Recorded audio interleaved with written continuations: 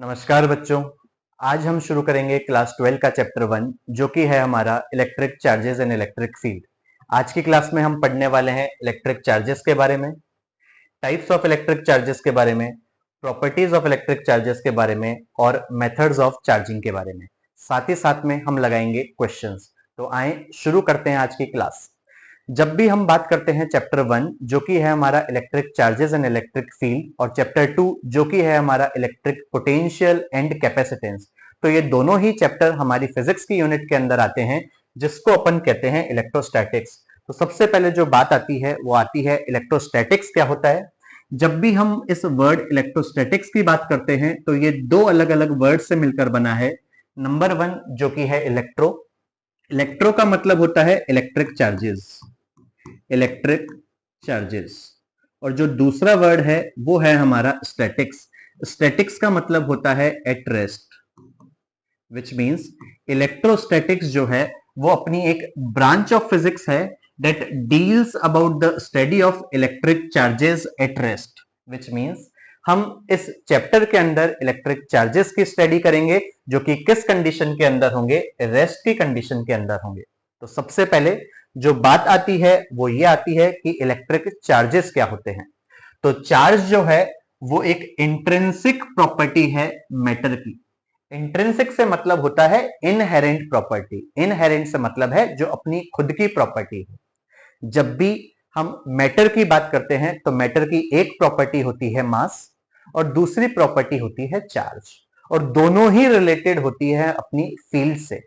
मास related होता है अपना ग्रेविटेशनल फील्ड से, वहीं चार्ज रिलेटेड होता है अपना इलेक्ट्रिक फील्ड से। तो जब भी इलेक्ट्रिक फील्ड के अंदर बाहर से कोई दूसरा ऑब्जेक्ट आता है तो वो फोर्स ऑफ अट्रैक्शन या रिपल्शन एक्सर्ट करता है या फील करता है, जिसे हम कहते हैं इलेक्ट्रिक चार्ज। चार्ज जो है वो अपनी कैसी क्वांटिटी है, तो चार्ज जो है अपनी एक स्केलर क्वांटिटी है, विच मींस हमें यहां पर सिर्फ और सिर्फ उसकी डायरेक्शन से मतलब है। दूसरी बात, जब भी हम इलेक्ट्रिक चार्ज की बात करते हैं तो इसकी जो एसआई यूनिट होती है वो अपनी होती है कूलम। तो यहां हमने डेफिनेशन देखी इलेक्ट्रिक चार्ज की, एसआई यूनिट देखी और साथ ही साथ में देखा वो कैसी क्वांटिटी है। जब भी हम चार्ज की बात करते हैं तो चार्ज के दो टाइप्स होते हैं। एक होता है अपना पॉजिटिव चार्ज और दूसरा होता है अपना नेगेटिव चार्ज। सबसे पहले देखते हैं पॉजिटिव चार्जेस क्या होते हैं। तो ये समझने के लिए मैंने एक न्यूट्रल बॉडी ली। ये जो है वो मैंने एक न्यूट्रल बॉडी ली है। न्यूट्रल बॉडी से मतलब होता है जिसके अंदर हमारे पॉजिटिव, न्यूट्रल बॉडी जिसके अंदर हमारे पॉजिटिव और नेगेटिव चार्जेस का अमाउंट जो है वो इक्वल हो।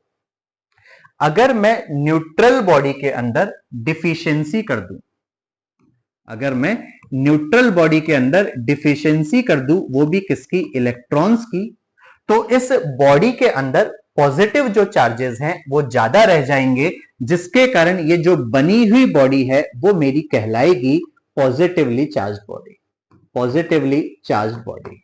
वहीं अगर मैं इस न्यूट्रल बॉडी के अंदर एक्सेस अमाउंट में या कहूं इफिशियंसी कर दूं किसकी, ऑफ इलेक्ट्रॉन्स की, तो इस बॉडी के अंदर हमारे नेगेटिव चार्जेस जो हैं वो ज्यादा हो जाएंगे, जिसके कारण ये जो बनी हुई बॉडी जो है वो मेरी एक नेगेटिवली चार्ज्ड बॉडी कहलाएगी।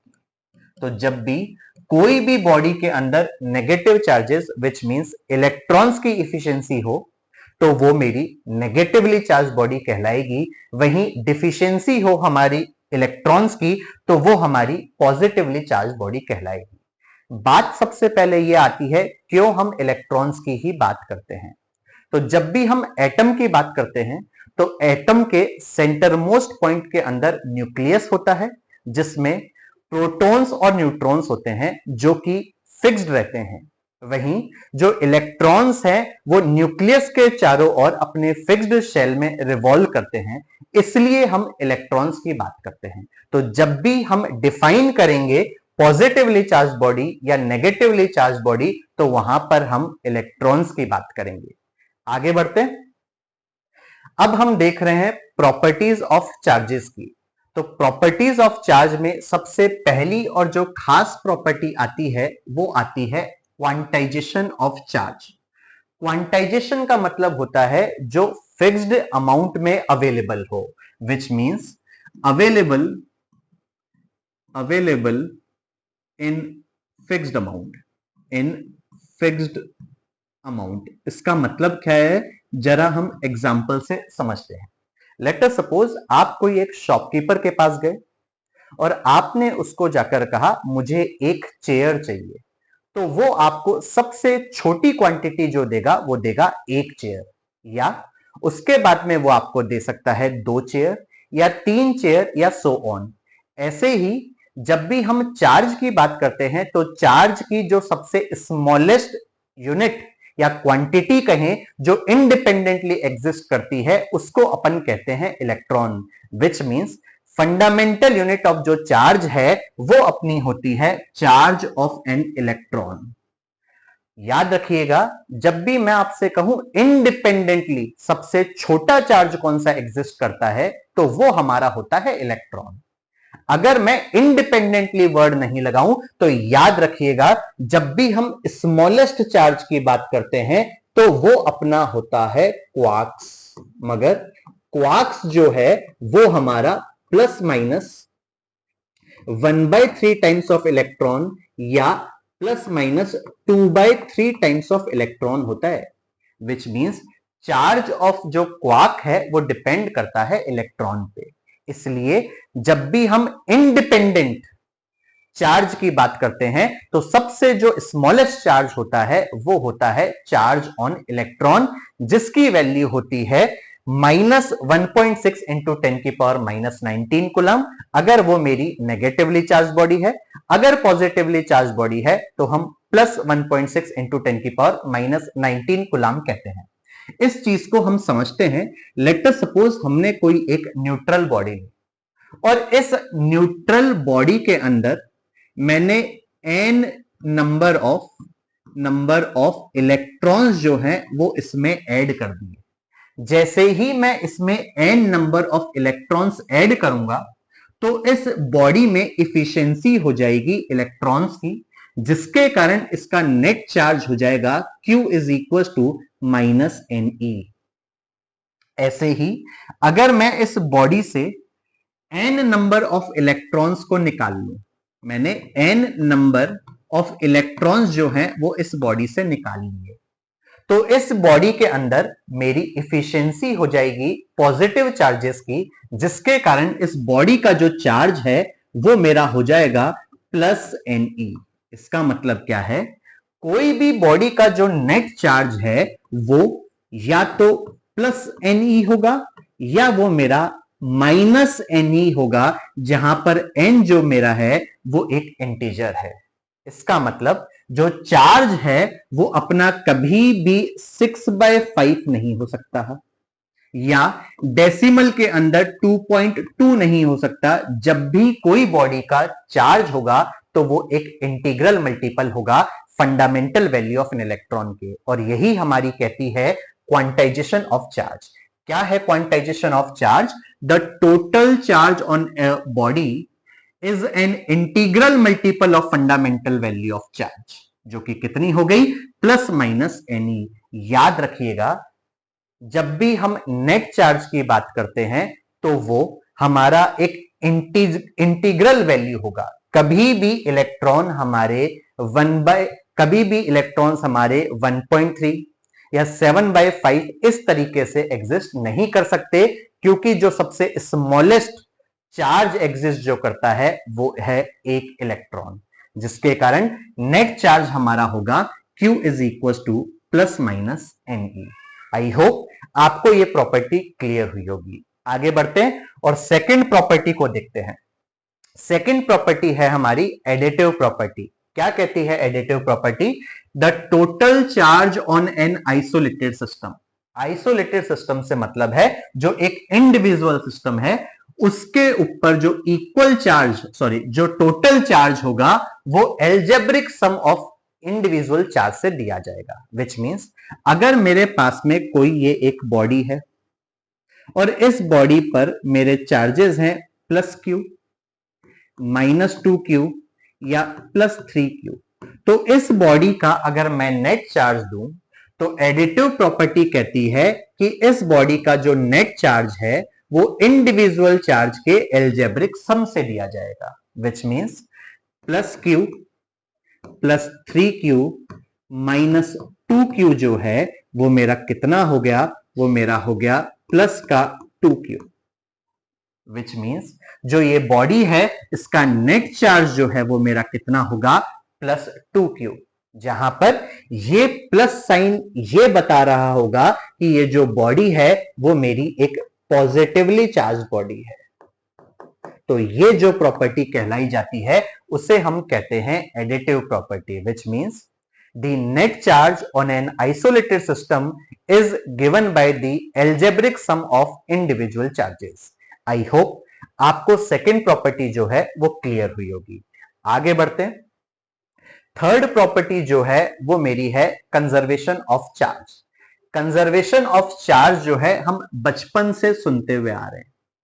कंजर्वेशन ऑफ चार्ज का मतलब होता है charges can neither be created nor be destroyed but yes can be transferred from one body to another.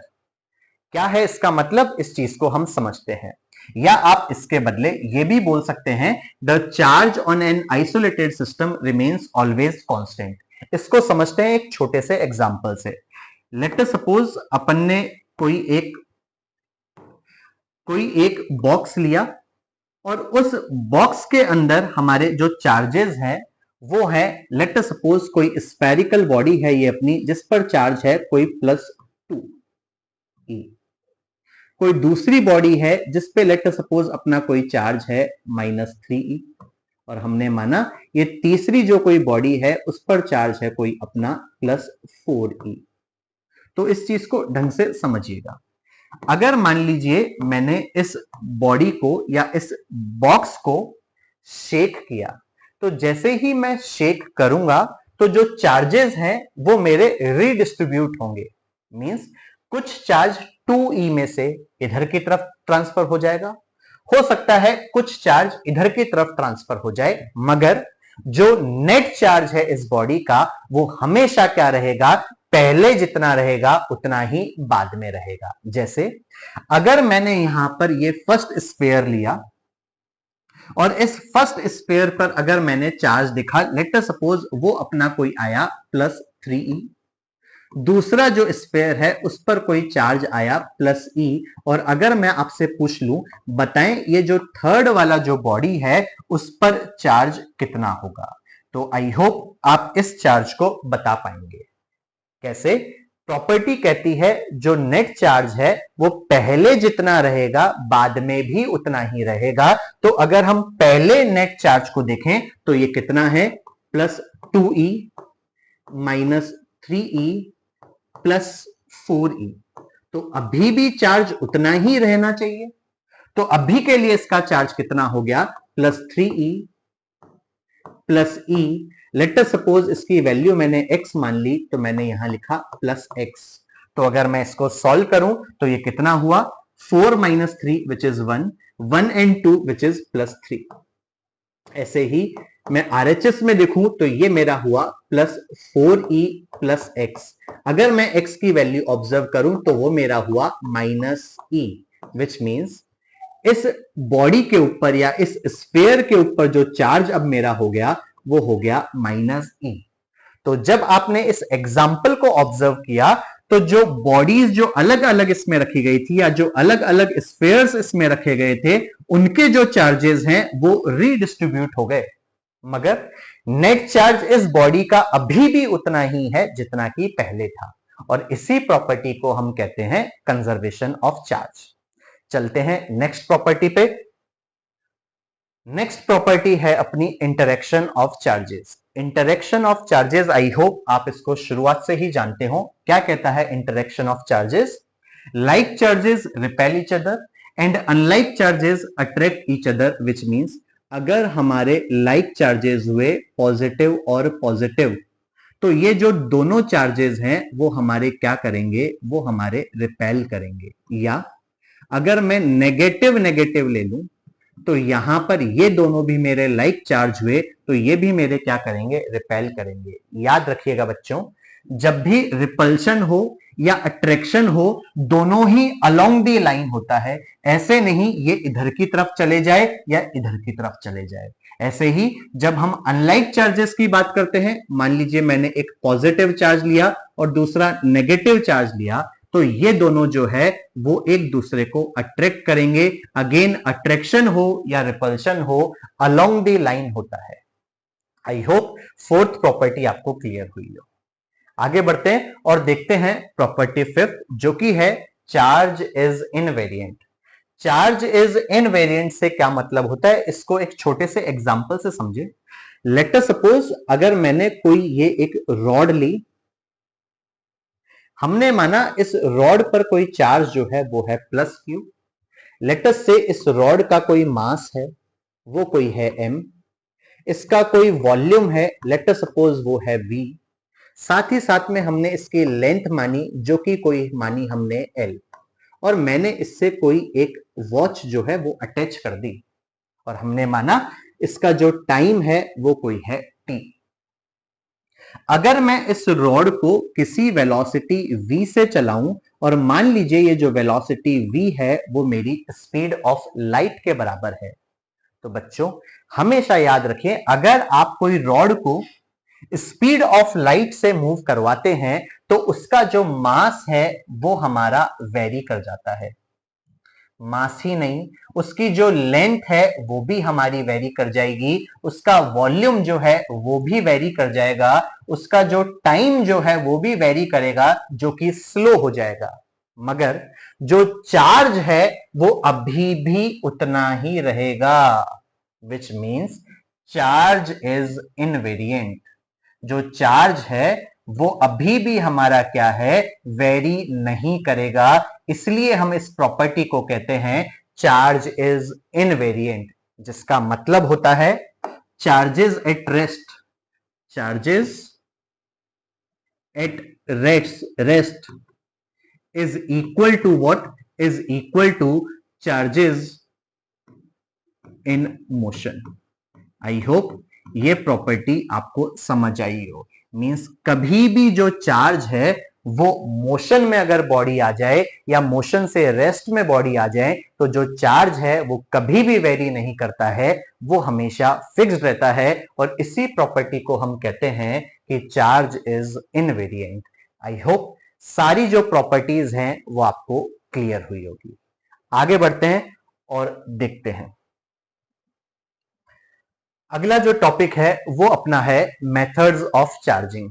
जब भी हम मेथड्स ऑफ चार्जिंग की बात करते हैं तो सबसे पहली जो प्रॉपर्टी आती है वो है अपनी charging by friction. Charging by friction को हम बाय रबिंग भी कहते हैं, bye rubbing. Charging by friction से हम किसी भी प्रकार की कंडक्टर को या इंसुलेटर को हम क्या कर सकते हैं, हम चार्ज कर सकते हैं। कैसे, इसको समझते हैं। लेट अस से हमने यहां पर दो बॉडीज ली, कोई हमारी एक बॉडी है ये ए, और दूसरी जो बॉडी है वो कोई है अपनी ये बी। अब चीज समझिएगा, अगर मैं इन दोनों बॉडीज को रब करूं, तो जैसे ही मैं रब करूंगा, लेट अस से इस बॉडी का कोई नाम है ए और इसका नाम है बी, तो जैसे ही हम इन दोनों बॉडीज को रब करेंगे, तो रब करने के कारण जो है इलेक्ट्रॉन्स का ट्रांसफर होगा, which means electrons will transfer. हमने माना कि जो इलेक्ट्रॉन्स हैं वो ए से बी की तरफ जो है वो ट्रांसफर हो गए। जैसे ही इलेक्ट्रॉन ए से बी की तरफ ट्रांसफर हुआ, तो जो बॉडी बी है इसका जो चार्ज है वो अपना हो जाएगा माइनस एन ई, अगर हमारे N number of electrons transfer हुए। तो इलेक्ट्रॉन ट्रांसफर हुआ, विच मींस जो बॉडी बी है वो मेरी नेगेटिवली चार्ज बॉडी हो जाएगी, जिसका चार्ज मेरा हो जाएगा माइनस एन ई। ऐसे ही जो मेरी बॉडी ए है उस पे इलेक्ट्रॉन्स की डिफिशियंसी हो जाएगी, जिसके कारण ए पर जो मेरा चार्ज है वो मेरा हो जाएगा प्लस Ne। तो यहां हुआ क्या, जब हमने ए और बी को रब किया तो चार्ज जो है या इलेक्ट्रॉन जो है वो एक बॉडी से दूसरी बॉडी में चले गया और ये हमारा चार्ज अप हो गया। याद रखिएगा बच्चों, जब भी हमारे इलेक्ट्रॉन्स एक बॉडी से दूसरी बॉडी में जाते हैं तो इलेक्ट्रॉन्स ही नहीं बल्कि उनका मास भी ट्रांसफर होता है। तो हम यूं भी बोल सकते हैं मास ऑल्सो ट्रांसफर्स, जो कि हमारी ये भी एक प्रकार की प्रॉपर्टी बन सकती है किसकी, चार्जेस की। I hope charging by friction आपको क्लियर हुआ हो। दूसरी हमारी प्रॉपर्टी है चार्जिंग बाय इंडक्शन। जब भी हम चार्जिंग बाय इंडक्शन की बात करते हैं तो यहां पर प्लस अर्थिंग भी करते हैं। क्यों करते हैं वो अब भी अपन समझेंगे, समझिएगा। लेट अस से मैंने यहां पर कोई एक स्फीयर लिया और इस पे let us suppose equal amount of positive charges और नेगेटिव चार्जेस थे। तो जैसे ही मैं इसके पास रॉड लेकर आऊंगा और हमने माना ये जो रॉड है वो मेरी कोई एक पॉजिटिवली चार्ज बॉडी है, तो जैसे ही हम इसके पास में रॉड लेकर आएंगे तो जो इलेक्ट्रॉन्स इस बॉडी में होंगे वो इधर की तरफ इससे अट्रैक्ट होते चले जाएंगे, जिसके कारण इस एंड पर जो इसका चार्ज होगा वो कोई नेगेटिव चार्ज हो जाएगा। वहीं दूसरी एंड इस पर जो चार्ज एक्वायर हो जाएगा वो मेरी पॉजिटिव चार्ज एक्वायर हो जाएगा। ऐसी कंडीशन को हम पोलराइजेशन भी बोलते हैं, पोलराइजेशन। बेटा याद रखिएगा, अगर मैं यहां पर इसके पास रॉड लेकर आऊंगा तो स्टिल ये जो बॉडी है वो मेरी न्यूट्रल बॉडी ही बनी रहेगी। तो हम जो पढ़ रहे थे वो पढ़ रहे थे चार्जिंग बाय इंडक्शन। तो यहां पर बॉडी अभी तक चार्ज नहीं हुई है, तो इस चार्ज को करने के लिए, इस बॉडी को चार्ज करने के लिए हम अर्थिंग भी करते हैं। याद रखिएगा, जब भी ये प्रोसेस होता है तो वो एक कंडक्टर के लिए वैलिड है। और दूसरी चीज, यहां पर किसी भी प्रकार का कांटेक्ट नहीं होता, विच मींस नो कांटेक्ट। अब चीज समझे। सर आपने तो बताया कि आप इस बॉडी को चार्ज अप कर रहे हैं, तो अभी तक बॉडी न्यूट्रल है तो ये चार्ज तो हुई नहीं। तो बेटा जब भी आप ऐसे चार्जेस को इंड्यूस कर दें तो इंड्यूस करने के बाद में अगर आप उसको चार्ज अप करना चाहते हैं तो उसको अर्थिंग भी जरूर करते हैं।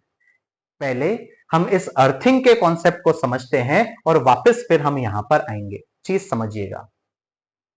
मान लीजिए ये मेरा कोई एक स्फीयर था या मेरी कोई बॉडी थी जिसपे पॉजिटिव जो चार्ज है वो एक्वायर हो रखे थे। अब मैं इस बॉडी को अर्थ कर दूं। अर्थ का मतलब है potential of a body is what is made to zero. Potential of a body is made what बेटा, इज मेड टू जीरो। तो जब भी हम इस बॉडी को अर्थ करेंगे, ये अर्थ का सिंबल होता है, तो अर्थ करते ही होगा क्या, जो इलेक्ट्रॉन्स हैं वो मेरे इधर की तरफ ट्रांसफर होंगे, मींस इलेक्ट्रॉन्स मेरे अर्थ से ऊपर की ओर आ रहे होंगे। अब हम जानते हैं जब भी कोई करंट फ्लो होता है तो वो पॉजिटिव से नेगेटिव टर्मिनल की तरफ होता है, विच मींस हमारा जो करंट है वो नीचे की ओर जा रहा होगा। तो जो करंट की डायरेक्शन हुई वो इधर हुई और जो इलेक्ट्रॉन है वो ग्राउंड से ऊपर गया, क्योंकि current always flows in the opposite direction of electron. फिर से चीज समझे, अगर मान लीजिए ये अपनी कोई बॉडी होती और ये मेरी एक नेगेटिवली चार्ज बॉडी होती, और अगर मैं अब इसको अर्थ कर देता तो क्या होता, जैसे ही मैं इसको अर्थ करता, तो आप सभी लोग जानते हैं यहां नेगेटिव चार्जेस हैं, तो अर्थ होने के कारण अब मेरे जो इलेक्ट्रॉन हैं वो इस बॉडी से नीचे की ओर फ्लो होंगे, और जैसे ही इलेक्ट्रॉन्स इधर फ्लो होंगे तो इलेक्ट्रॉन्स की अपोजिट डायरेक्शन में जो है वो मेरा करंट फ्लो होता है। तो जो करंट है उसकी डायरेक्शन हमारी ये होगी। आई होप ये बेसिक कॉन्सेप्ट ऑफ अर्थिंग आप समझे होंगे। तो आए वापस हम चार्जिंग प्रोसेस में चलते हैं। हमने यहां पर एक न्यूट्रल बॉडी ली थी और इस न्यूट्रल बॉडी के पास में जैसे ही मैं एक पॉजिटिवली चार्ज्ड रॉड लेकर आऊंगा तो जो इलेक्ट्रॉन्स इस बॉडी के अंदर थे वो सारे मेरे इस एंड की ओर चले जाएंगे। तो ये वाला जो एंड है वो मेरा नेगेटिव चार्ज एक्वायर कर लेगा, वहीं ये वाला जो एंड है वो मेरा पॉजिटिव चार्ज एक्वायर कर लेगा।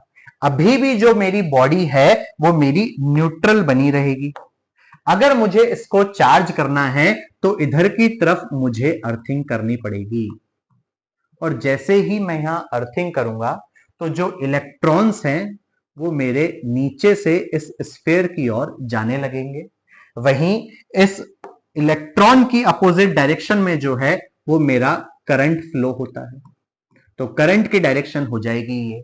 अब जैसे ही इसमें इलेक्ट्रॉन्स जाएंगे तो ये जो बॉडी है वो मेरी अब न्यूट्रल बॉडी ना होकर वो मेरी कैसी बॉडी हो जाएगी, वो मेरी नेगेटिवली चार्ज बॉडी हो जाएगी, और मैं इस अर्थ को क्या कर दूंगा, वापस से इसको डिस्कनेक्ट कर दूंगा, जिसके कारण ये जो मेरी बॉडी जो न्यूट्रल बॉडी थी वो अब मेरी नेगेटिवली चार्ज बॉडी कहलाएगी। आई होप आपको ये जो प्रोसेस ऑफ चार्जिंग है वो समझ में आया होगा। आगे बढ़ते हैं और थर्ड प्रोसेस ऑफ जो चार्जिंग है उसको समझते हैं। हमारा जो थर्ड प्रोसेस है वो है चार्जिंग बाय कंडक्शन। बच्चों, जब भी हम चार्जिंग बाय फ्रिक्शन की बात करते हैं तो वहां कांटेक्ट होता है और हम बॉडी को रब भी करते हैं। वहीं चार्जिंग बाय कंडक्शन के अंदर हम कभी भी बॉडी को रब नहीं करते, मगर यस वहां पर जो है हमारा कांटेक्ट भी होता है। लेकिन जब हमने चार्जिंग बाय इंडक्शन देखा तो वहां पर कोई भी प्रकार का या किसी भी प्रकार का कांटेक्ट बॉडीज के अंदर नहीं होता। अगेन जो चार्जिंग बाय कंडक्शन है वो सिर्फ और सिर्फ हमारा किनके अंदर किया जा सकता है, कंडक्टर्स के अंदर किया जा सकता है। तो इस चीज को हम समझते हैं। लेट अस सपोज मैंने यहां पर दो स्फेयर्स लिए, ये मैंने कोई एक स्फेयर लिया 1 और हमने दूसरा जो स्फेयर है वो कोई यहां पर लिया 2। हमने माना कि ये जो स्फेयर था उस पे कोई चार्ज है बेटा, लेट अस सपोज Q, और इस पर हमारा कोई भी चार्ज नहीं है, मतलब एक तरीके की हमारी एक न्यूट्रल बॉडी है। बेटा अगर हमारी ये दोनों बॉडीज या दोनों स्फेयर्स जो कि है हमारे ए और बी आइडेंटिकल इन नेचर हुए, याद रखिएगा बच्चों, जब भी इस तरह की चार्जिंग की बात आती है तो बॉडीज हमारी क्या होनी चाहिए, identical in shape and size होना क्या है बेटा, होना जरूरी है।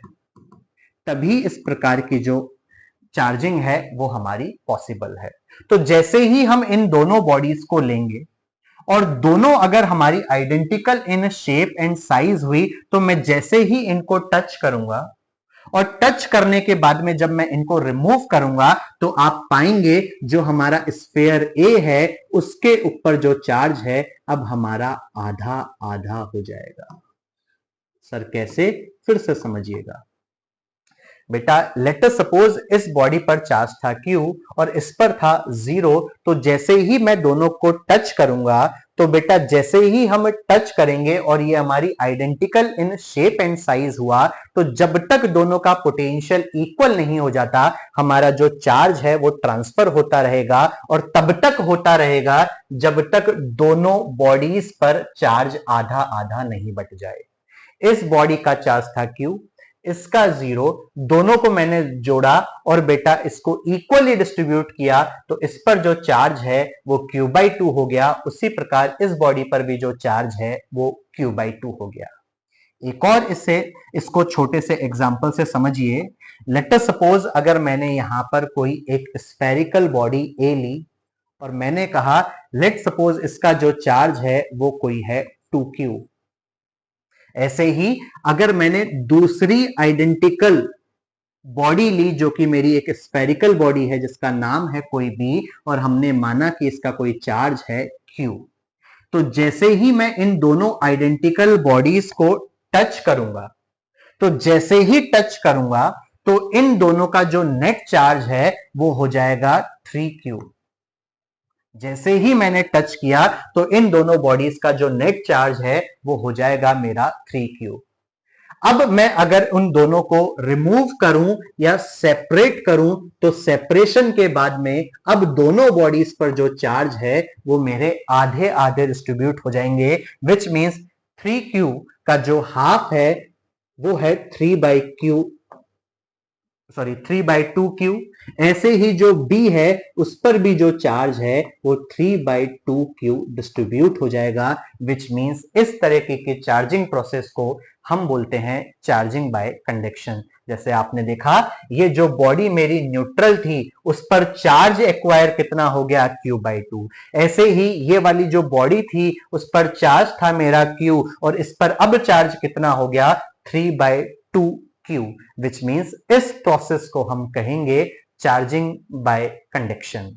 चार्जिंग बाय कंडक्शन में हमेशा जो है एक आइडेंटिकल बॉडीज को चार्ज अप किया जाता है by making them in contact. I hope ये तीनों ही जो चार्जिंग प्रोसेसेस हैं वो आपको क्लियर हुए होंगे। आगे बढ़ते हैं। अब आज जो हमने पढ़ा उसके रेलेवेंट जो भी हमारे क्वेश्चंस हैं उनको हम करते हैं। आई होप आपको ये चीज समझ में आई हो तो ये क्वेश्चंस आप फटाफट कर पाएंगे। सबसे पहले जो हमारा क्वेश्चन है वो क्या है इसको समझते हैं। क्वेश्चन नंबर 1 कह रहा है a system has two charges. Number 1 QA is equal to इतना। तो पहली कोई बॉडी है जिस पर कोई चार्ज है QA is equal to 2.5 into 10 की पावर -7 कूलम। ऐसे ही दूसरी जो बॉडी है जिस पर चार्ज है QB is equal to -2.5 into 10 की पावर -7 कूलम। क्वेश्चन कह रहा है अगर वो दोनों बॉडीज A रखी हुई है -15 सेंटीमीटर पे और B रखी हुई है +15 सेंटीमीटर पे तो बताएं उनका टोटल चार्ज कितना होगा। अभी अभी हमने प्रॉपर्टीज ऑफ चार्ज पढ़ा था तो वहां पर हमने देखा था जब भी नेट चार्ज होती है बॉडी की तो वो उनके एलजेब्रिक सम से दिया जाता है। तो यहां पर अगर अपन QA और QB को एड ऑन करें तो आई होप आप देख पा रहे होंगे जो नेट चार्ज है वो कितना हो जा रहा होगा, वो हमारा 0 हो जा रहा होगा। आई होप क्वेश्चन 1 जो कि एकदम हलवा था आप सभी लोगों को क्लियर हुआ होगा। आगे बढ़ते हैं और देखते हैं नेक्स्ट क्वेश्चन। सेकंड क्वेश्चन है अपना a liquid drop has 20 excess electron. बेटा क्वेश्चन ने कहा कोई लिक्विड ड्रॉप है जिस पर 20 एक्सेस ऑफ इलेक्ट्रॉन है, विच मींस ये जो दी गई है बेटा वो क्या दिया गया है, नंबर ऑफ इलेक्ट्रॉन्स दिया गया है जो कि कितना है n is equal to 20। I hope electron है तो चार्ज ऑन एन इलेक्ट्रॉन जो है वो आपको याद हो जो कि कितना होता है -1.6 इंटू 10 की पावर -19 कूलम। फिर आगे बढ़ते हैं। क्वेश्चन ने कहा calculate the charge on liquid drop. बेटा क्वांटाइजेशन ऑफ चार्ज से हमने देखा था जो नेट चार्ज है वो अपना कितना होता है, वो होता है Q is equal to NE। तो यहां अगर मैं वैल्यू पुट करूं तो आप देख रहे हैं n की वैल्यू है 20 इंटू E मतलब इलेक्ट्रॉन की वैल्यू है -1.6 इंटू 10 की पावर -19 कूलम। तो इसको सॉल्व करें तो आई होप आप इसको समझ पा रहे हो। -19 है, एक 10 की पावर 1 यहां है तो ये कितना हो गया 10 की पावर -18 और 1.6 को अगर 2 से मल्टीप्लाई करें तो वो कितना हो गया, वो अपना हो गया 3.2। माइनस यहां पर लिखा चार्ज आप निकाल रहे थे जिसकी यूनिट कौन होती है कूलम, तो जो नेट चार्ज है उसके ऊपर एक्वायर होगा वो कितना होगा, वो होगा -3.2 इंटू 10 की पावर -18 कूलम। आई होप एकदम बेसिक और हलवा सवाल है, आपको क्लियर हुआ होगा। आगे बढ़ते हैं, नेक्स्ट क्वेश्चन देखते हैं। नेक्स्ट क्वेश्चन है अपना can an object have charge 2.8 into 10 की power -18 coulomb, justify your answer. Question कह रहा है कि कोई भी जो ऑब्जेक्ट है उस पर क्या इतना चार्ज हो सकता है क्या। बेटा हमने क्वांटाइजेशन ऑफ चार्ज से पढ़ा था Q इज इक्वल टू जो है वो अपना NE होता है और जो N है वो एक अपना इंटीजर होता है। तो अगर बेटा मैं इसको सॉल्व करूं और n की वैल्यू अगर मेरी इंटीजर आ जाए तो आंसर हो गया बेटा मेरा यस। अगर इंटीजर नहीं आए तो हम कह देंगे कि नहीं, इतना जो चार्ज है वो बॉडी पर नहीं हो सकता। तो करते हैं इसको सॉल्व और देखिएगा बेटा। क्वेश्चन कह रहा है can an object have a charge of इतना, which means Q is equal to, आपको कितना दे दिया बेटा, 2.8 इंटू 10 की पावर माइनस 18 कूलम। बेटा fundamental value of an electron या चार्ज ऑन एन इलेक्ट्रॉन जो है वो अपना होता है बेटा कितना, 1.6 इंटू 10 की power minus 19 coulomb. Quantization of charge से आप देखें तो Q इज इक्वल टू अपना हो गया बेटा Ne। मुझे n फाइंड करना है तो n इज इक्वल टू मेरा हो गया Q by E। Values put करता हूं तो यहां है बेटा Q की वैल्यू है मेरी 2.8 इंटू 10 की पावर माइनस 18। वहीं नीचे है बेटा मेरा E जिसकी वैल्यू है 1.6 इंटू 10 की पावर माइनस 19। आई होप यहां तक बेसिक जो चीज है वो आपको क्लियर हुई होगी। चीज समझिएगा, इस पॉइंट से ये पॉइंट मैंने हटाया, 10 की पावर माइनस 19 ऊपर गया तो प्लस 19 और माइनस 18 बेटा ऊपर मेरा कितना हो गया, 10 की पावर 1। 4 की टेबल में अगर सॉल्व करें तो 4 जा इज 16 एंड 7 जा इज 28। 7/4 अगर आप इसको सॉल्व करें तो 4 1 जा 4 और बचा मेरा 3/4।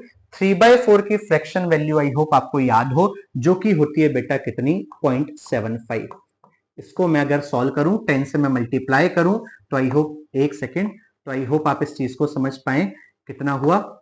इसको मैंने एक बार लिखा 0.75, इसको सॉल्व करूं तो ये मेरा कितना हुआ बेटा, 17.5। ये बेटा मेरी n की वैल्यू आई है, लेकिन हमने प्रॉपर्टी से जो कि थी मेरी क्वांटाइजेशन ऑफ चार्ज, उससे हमने पाया था कि जो n है वो मेरा सिर्फ और सिर्फ क्या हो सकता है, इंटीजर। लेकिन आप यहां देख रहे हैं n की वैल्यू 17.5 आई है, तो बेटा ये पॉसिबल नहीं है। तो हम कह देंगे कि ये जो चार्ज जो है वो पॉसिबल नहीं है, it is not possible. I hope आपको ये जो क्वेश्चन है समझ आया हो। आगे बढ़ते हैं और देखते हैं नेक्स्ट क्वेश्चन को। चलिए, नेक्स्ट जो क्वेश्चन है वो अपना है, a piece of polythene is rubbed with wool and it has found to acquire a negative charge of this much. बेटा क्वेश्चन ने कहा अगर आपने वुल लिया और पॉलिथीन लिया और इन दोनों को रब किया, कौन सा प्रोसेस है। आई होप आप सभी लोग मुझे मैसेज कमेंट जरूर कर बताएंगे कि इसका जो चार्जिंग प्रोसेस है वो कौन सा होगा। तो यहां आपने देखा नेगेटिव जो चार्ज है वो मेरा कितना हुआ, which means Q is equal to मेरा कितना हुआ, -3 इंटू 10 की पावर -7। याद रखिएगा बच्चों, आप सभी लोग कमेंट कर मुझे जरूर बताएंगे कि ये कौन सा चार्जिंग प्रोसेस है। आगे बढ़ते हैं। तो फर्स्ट पार्ट ऑफ क्वेश्चन ने हमसे पूछा how many electrons are transferred. Question ने पूछा कितने इलेक्ट्रॉन्स जो हैं वो मेरे ट्रांसफर हुए, विच मींस n की वैल्यू जो है वो मेरी पूछ ली गई है क्वेश्चन नंबर 4 के फर्स्ट पार्ट में। अगर मुझे n निकालना है तो हम सभी लोग जानते हैं Q इज इक्वल टू होता है Ne। अगर n निकालना चाहते हैं तो n इज इक्वल टू हो गया मेरा Q बाई E। तो यहां से अगर मैं सॉल्व करूं तो Q की वैल्यू जो मेरी है 3 इंटू 10 की पावर -7 अपॉन E की value, fundamental value of an electron जो है वो मेरा कितना होता है, 1.6 इंटू 10 की पावर -19 कूलम। तो यहां पर मैं सॉल्व करूं तो कितना निकल कर आया, देखिएगा, -19 ऊपर गया तो +19, +19 में से अगर आप 7 हटाएंगे तो कितना हुआ ये अपना, कितना हुआ अपना ये 12, वो भी प्लस का। आगे सॉल्व करते हैं, पॉइंट हटा तो ये 0 ऊपर गया तो ये कितना हुआ, 30/16। 30/16 आई होप आप इसको सॉल्व कर पा रहे होंगे। तो यहां से जो है वो मेरी n की वैल्यू जो है वो मेरी निकल कर आ जाएगी। याद रखिएगा बच्चों, यूं नहीं सोच लें आप कि सर n जो है वो तो मेरा इंटीजर था, यहां तो इंटीजर आया ही नहीं। बेटा देखिएगा यहां 10 की पावर 12 है, तो प्लस है बेटा, माइनस होता तो आप यहां पर मना कर दे रहे होते। आई होप बेसिक चीज तो आप समझते ही होंगे।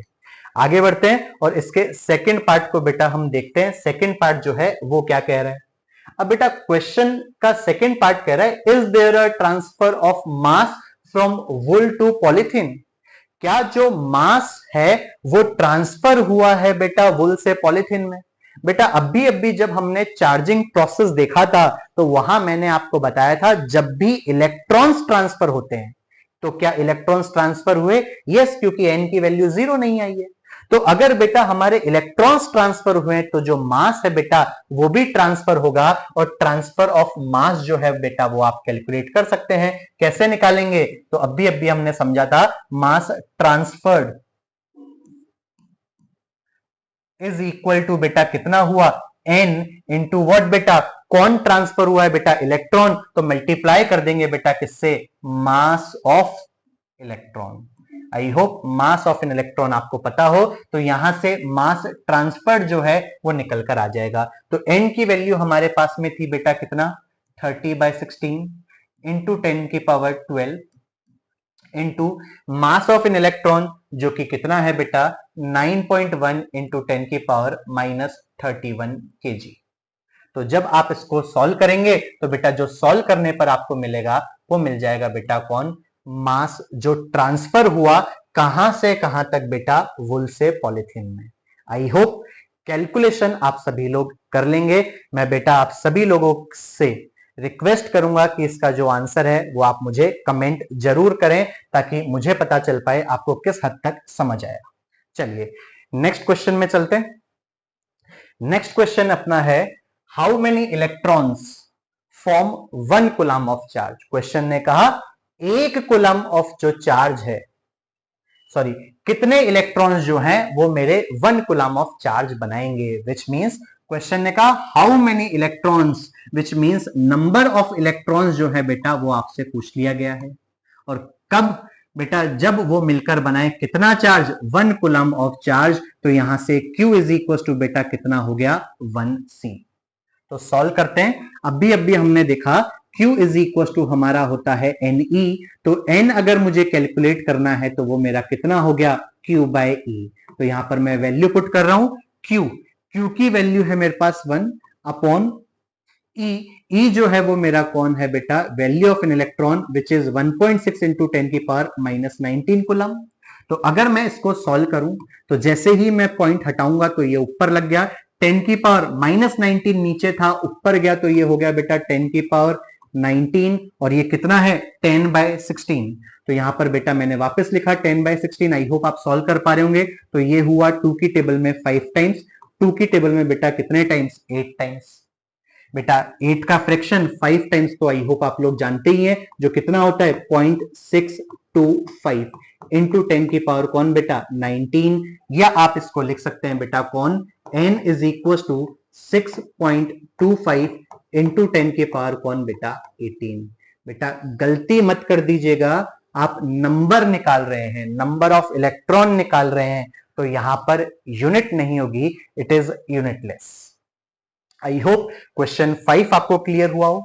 आगे बढ़ते हैं और क्वेश्चन जो 6 है उसको देखते हैं। क्वेश्चन 6 हमारा कह रहा है कैलकुलेट द चार्ज। बेटा आपको जो है वो चार्ज निकालना है। तो Q इज इक्वल टू बेटा अपना कौन हुआ क्वेश्चन मार्क, कब कैरिड बाय 12.5 इंटू 10 की पावर 8 इलेक्ट्रॉन्स। बेटा यहां का इतने इलेक्ट्रॉन्स से, विच मींस नंबर ऑफ जो इलेक्ट्रॉन है बेटा n जो है 12.5 इंटू 10 की पावर 8 आपको दे दिया गया है।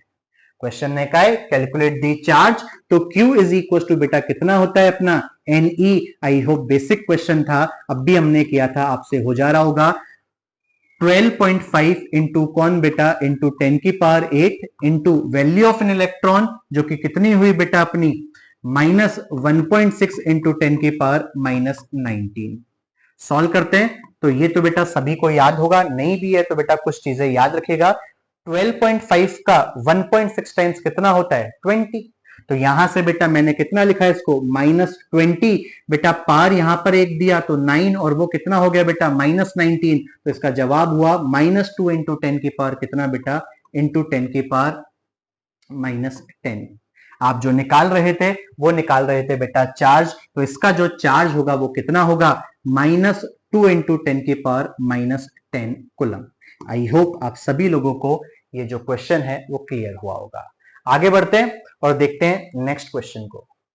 बेटा नेक्स्ट क्वेश्चन मैं आपके लिए एक ऑब्जेक्टिव क्वेश्चन लेकर आया हूं और जो कि बहुत अच्छा क्वेश्चन है बेटा, इसको तसल्ली से समझिएगा। बेटा क्वेश्चन कह रहा है वन मेटेलिक स्फीयर ए। तो बेटा ये अपन ने कोई एक मेटेलिक स्फीयर लिया ए, गिवन पॉजिटिव चार्ज, इसको बेटा कोई पॉजिटिव चार्ज दिया गया। आगे बढ़ते हैं बेटा, फिर क्वेश्चन ने कहा where is another identical metallic sphere B. बेटा कोई दूसरा हूबहू मेटेलिक स्फीयर था बेटा B, of exactly same mass of A. बेटा अगर मैं ए का मास m मान लूं तो बेटा बी का भी जो मास है बेटा वो कितना ही रहेगा, m ही रहेगा। तो क्वेश्चन ने क्या कहा, same mass as of A is given, equal amount of क्या बेटा, नेगेटिव चार्ज। बेटा क्वेश्चन कह रहा है अगर आपने इसको पॉजिटिव चार्ज बॉडी बनाया तो जितने चार्जों से बनाया उतने से ही बेटा इसको नेगेटिव भी बनाया, विच मींस बेटा अगर मैं इस स्फीयर को पॉजिटिवली चार्ज बॉडी बनाऊंगा तो इस स्फीयर से मुझे जो इलेक्ट्रॉन्स हैं वो निकालने पड़ेंगे। तो बेटा यहां से मैंने n नंबर ऑफ इलेक्ट्रॉन्स जो है बेटा वो मैंने बाहर निकाल लिए, क्योंकि बेटा जब मैं इलेक्ट्रॉन्स को बाहर निकालूंगा तभी तो ये मेरी पॉजिटिवली चार्ज बॉडी होगी। वैसे ही क्वेश्चन ने कहा सेम अमाउंट ऑफ जो चार्ज है वो इधर दिया गया, मतलब यहां पर बेटा वही n नंबर ऑफ इलेक्ट्रॉन्स जो है बेटा आपने क्या किया है, आपने इसमें ऐड किया है। तो जब आप इसमें n number of electrons add करेंगे तो ये बेटा अपनी कौन हो जाएगी, नेगेटिवली चार्ज बॉडी हो जाएगी। अब बेटा जब भी इलेक्ट्रॉन्स बाहर जाएंगे या अंदर आएंगे तो आप खुद जानते हैं बेटा जो इलेक्ट्रॉन्स है उनका तो कुछ ना कुछ मास भी होता है। तो इस बॉडी से जब इलेक्ट्रॉन बाहर जाएंगे तो इस बॉडी का जो मास है बेटा वो क्या हो जाएगा, वो डिक्रीज हो जाएगा, क्योंकि इलेक्ट्रॉन्स निकले हैं तो उनका मास भी निकला होगा। ऐसे ही इसमें इलेक्ट्रॉन्स आए हैं तो उनका मास भी इसमें आया होगा, तो इस बॉडी का जो मास है बेटा वो क्या हो जाएगा, इंक्रीज हो जाएगा। तो क्वेश्चन ने कहा इनमें से कौन सा ट्रू है, तो ट्रू क्या है, option A, mass of A and B are same. नहीं बेटा ऐसा तो नहीं है, और यही सबसे ज्यादा गलती करके आते हैं बच्चे। फिर क्वेश्चन ने कहा मास ऑफ ए इंक्रीजेस, नहीं बेटा डिक्रीज हुआ है। मास ऑफ बी डिक्रीजेस, नहीं बेटा इंक्रीज हुआ है। फोर्थ ऑप्शन क्या है बेटा, मास ऑफ बी इंक्रीजेस, हाँ बेटा ऐसा ही हुआ है। तो डी जो है बेटा वो कौन हो गया, इसका परफेक्ट सोल्यूशन हो गया। बहुत प्यारा एग्जांपल है बेटा जो कि आपका HC वर्मा में भी दिया हुआ है। आई होप आज की क्लास आपको समझ में आई होगी। जो भी बेसिक अपन ने कॉन्सेप्ट देखा आप इसको ढंग से पढ़िएगा, और अगली क्लास में हम इसको रिवाइज फिर से करेंगे और फिर पढ़ेंगे हम अगले टॉपिक्स। आई होप आपको ये सारी चीज क्लियर हुई हो। तो बच्चों पढ़ते रहें, स्वस्थ रहें, मस्त रहें। फिर मिलते हैं अपनी अगली क्लास में। तब तक के लिए बेटा वीडियो को शेयर करें, लाइक करें, और अगर चैनल को सब्सक्राइब नहीं किया है तो सब्सक्राइब करें। Thank you so much, God bless you.